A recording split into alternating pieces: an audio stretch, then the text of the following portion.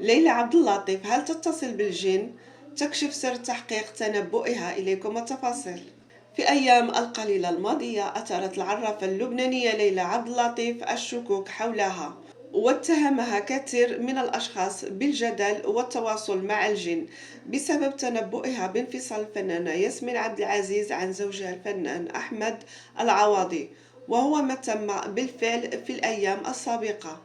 وعلقت ليلى عبد اللطيف عن إمكانية تدخل الجن في شؤون البشر خلال مقابلة مع الإعلامي عمرو أديب ببرنامج الحكاية المذاع على قناة MBC مصر.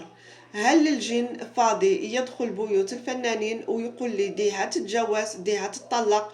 والله عيب. وتابعت ليلى عبد اللطيف: هذا الحديث لا يصدقه أي عقل، فلا مخططات أو جن. أنا متزوجة ولدي أولاد وحفيد وأصدقاء. إذا كان هؤلاء رأوا ما يدعيه الناس لكانوا ابتعدوا عني. ولفتت إلى منذ سنوات توقعت لأكثر من فنان بانفصالهما عن شركاء حياتهم مثل وائل كفوري وهيفاء وهبي.